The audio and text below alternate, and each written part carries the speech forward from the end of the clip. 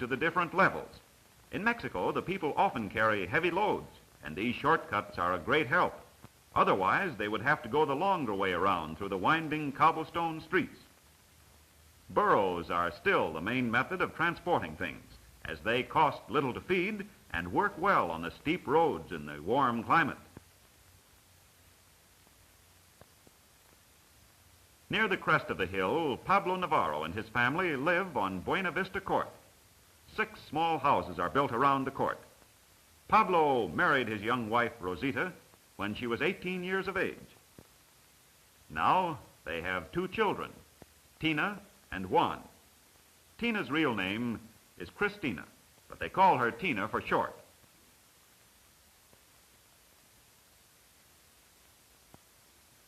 Like all Mexican girls, Tina takes good care of her baby brother. Juan wears clothes just like an American baby. In Mexico, the babies go everywhere with their families. Their mothers carry them in their shawls, and the baby's soft black eyes seem to take in all that goes around them. Now, overalls of the latest sports model. Rosita washes the breakfast dishes. She scrubs hard with soap and lots of clean water, because they cook these earthenware blackens them. The pots are made in many beautiful shapes and designs. While Rosita scours the dishes, Tina is busy sweeping the court. Courts are swept often and are clean, even though the pigs and chickens do wander through them. Conchita Gomez also lives on the court, and this is her day at the wash tub. Each woman on the court has a certain day to do her washing. However, it doesn't take all day, and then the other women can use the tub. They are lucky to have a tank of water and a place to wash at home. The families on Buena Vista Court are neither rich nor poor. They cannot afford servants, but have plenty of food and clothes and lead a comfortable life. Tina and her mother have a few errands to do. The streets in Tasco are bordered by solid walls, but hidden away behind these walls, each home has its charming patio with plants and flowers. They stop to talk with their friends at the public washing fountain. In Mexico, all towns have community washing places. The women never seem to finish their washing, for the men wear light-colored clothes even while working in the fields, and they look very clean. This clean pool is arranged so that many women can work at the same time. Tina and her mother continue on their way and come to Tina's school. It is a fine, modern school like many others in Mexico. They stop to rest on the wide, cool veranda. Now it is vacation time, and Tina enjoys being with her mother.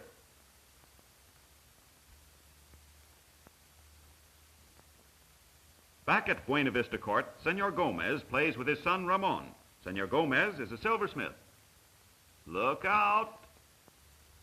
Whoop! Oh, well, accidents will happen. And Mexican fathers are very sweet with their children and help take care of them. When Ramon is older, he can play games with the older children. Tonio is dealer and tries to match his cards with the pictures on the board. Pebbles are used for counters. These boys are not always this quiet. Often they explore the steep mountain ravines and play bandits in the hills. But soon they will be old enough to start odd jobs in the village. The people love their church that towers above, giving them a feeling of strength and security. No one needs a watch, for the clock and church bells tell them the correct time.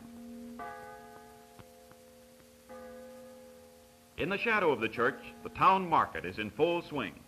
Many shop early in the morning, but all day long it is a scene of great activity. The farmers from miles around bring their fresh fruits and vegetables to the market. Some arrive the night before to set up their stalls and be ready for the first customers. Today, Tina and her father, Pablo, are going shopping. He has time in the day to help his family with the shopping and other chores because he works at night. He is a musician and plays in the hotel orchestra during the evening. They stop first at a stall where peanuts and sugar cane are sold. The storekeeper has his wares spread on a grass mat. Pablo bargains until he thinks he has brought the price down as far as possible. Both Pablo and the storekeeper enjoy arguing over the price, for this is the way people buy things in Mexico. Pablo buys sugar cane and 2 boxes of peanuts. They love to chew the sugar cane and also like sweet cakes and candy. Yes, the market is a lively social place where the people pass many a happy hour. Today, Rosita asked Pablo to buy corn for the tortillas. Pablo looks carefully to see if the corn is good, and again he bargains skillfully. He talks in a polite, low voice. Mexican people have a quiet charm, even in conducting the simplest business, and always have a ready smile. They buy enough corn for several days. And Tina feels very important being the lady of the house and loves to go shopping with her father. Next, Pablo buys some onions. This woman sells herbs. Mexicans like to flavor their food with herbs and also to use them in medicines. Oh, there are many good doctors in Mexico, but the people still make many of their simple remedies. Blankets like this worn by the men are called serapes. They've been worn for hundreds of years, and the style has changed little since the days of the ancient Aztecs. Another very old one which the women wear over their heads. It is called a rebosa. And here's the store that sells tortillas. In Mexico, people buy tortillas just like we buy hamburgers in the United States. They sell hot roast pork slices to eat with the tortillas. Pablo asks for chili sauce and hot peppers with his pork. In Mexico, people like highly seasoned foods. This is true of the people in most warm climates. Public fountains are centrally placed in parts of the town, since many homes do not have running water. Sometimes small children act as water carriers, and for a few coins, supply several homes with water each day. Mexico is a country of contrasts. Most Tasco homes have electricity. Back at Buena Vista Court, the women are busy as usual. Rosita is making her daily supply of tortillas. The corn has been washed several times and then soaked in boiling water with a little lime. This makes it soft so that the skins will drop off. Rosita works the corn back and forth on a stone slab called a metate. She uses a stone rolling pin. She adds water until the dough is the right mixture, and then the dough is kneaded and rolled into a ball. She tosses it skillfully and swiftly from palm to palm, and then pats it thin. In Mexico, a housewife is judged by her ability to make light tortillas. The mothers have handed this knowledge down to their daughters for generations. For even before the Spaniards came to America, corn was the main source of food. The Navarros eat tortillas with their breakfast at 9 o'clock. This is a hearty meal, for they've been up since 6. Then again, at 3 o'clock, tortillas are served with their main dinner, with meat and vegetables. At night, about 8, they have a light supper of coffee and bread. Sometimes Rosita takes the corn to the store in the village, where a machine does the tedious work of grinding the corn into the soft, damp cornmeal. Polly sings softly to Rosita as she works. Well, Polly, want a tortilla? Grandfather Garcia often tells the children stories of his travels when he drove a pack train through the country. He tells of beautiful Lake Pátzcuaro with its famous island of Janitzio. On its summit, a monument has been erected to the memory of their great leader of the people, Morelos. Here the people continue many of the old customs. They fish from canoes dug out of logs, similar to those used hundreds of years ago. Some of these canoes are 40 feet long.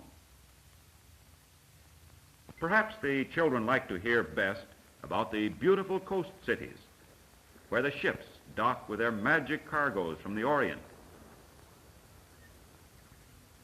and where fearless swimmers dive from the mountain cliffs over 100 feet high into deep, rocky pools. A number of men have lost their lives in this daring feat. They hold their breaths. There he goes.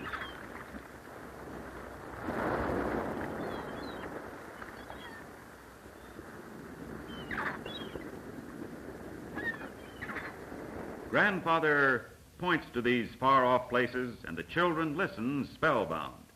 And so time passes pleasantly among these kindly people.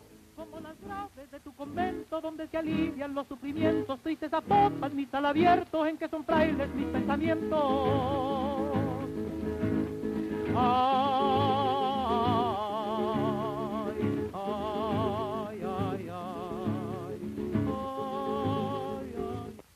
Grandfather is not well enough to work, but he still manages the court. He drives the pigs into the barnyard below the house, but they will soon sneak back. They wander out on the village streets, but find their way home at night. He tells Pablo what he wants him to feed the burros, Domenico and Angelita. Sometimes Mexicans keep the hay on the barn roof where the animals cannot reach it. The burros have such funny faces. One never knows what they are thinking. Well, at least they like eating. The barnyard is large. Often travelers park their horses or burros here while they shop or visit the town. It is like an auto park, and the visitors pay a small fee for each animal. After they have finished their shopping, they return for their animals and once again start on their way.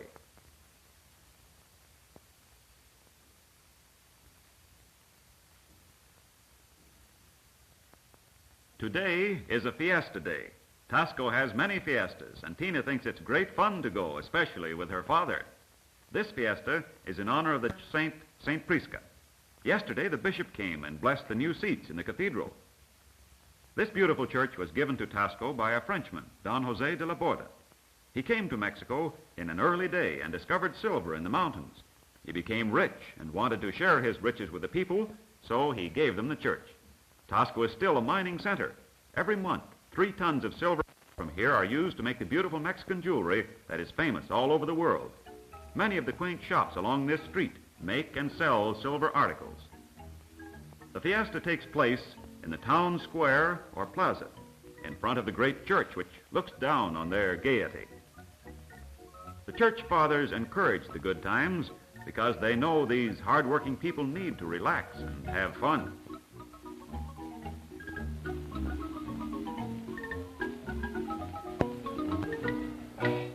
Well, what shall we do first?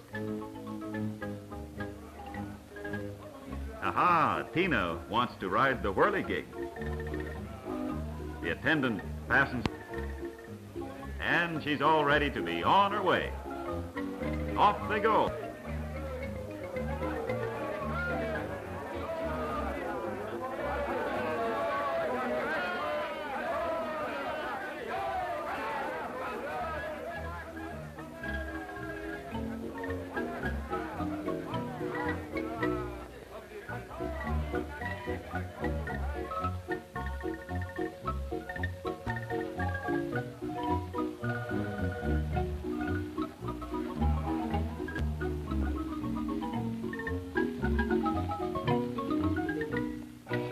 That was fun. Well, the ride is over and Pablo unfastens her belt. And now where shall we go? Well, how about a cool drink? Good. Tina meets her friend Dolores. Pablo gives them money to play the games, just as fathers do all over the world. Next, how about a game of hoops?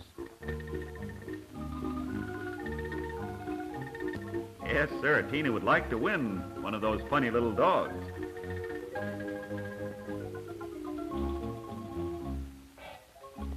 Throw, and a miss. Few strikes, but not enough to win. Well, let's have some Mexican candy, huh? I think I'll take one of those, and one of those.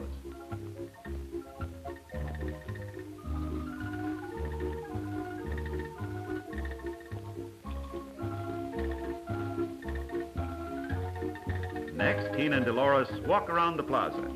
When they are about 16, they will follow the Mexican custom of walking around the square in the evening. Girls do this in the smaller towns of Mexico, and this is where they meet the boys and get to know them. Often they dance in the square and have band concerts. Mexican girls are carefully chaperoned, and so they work and play under the kindly guidance of the church. The bells ring, and Tina and her father wish to give thanks for their many blessings. Tina puts on her veil, and they enter the quiet church. And we will leave them here, a good people, charming, happy, artistic, and skilled. And always they have a kindly feeling toward the world.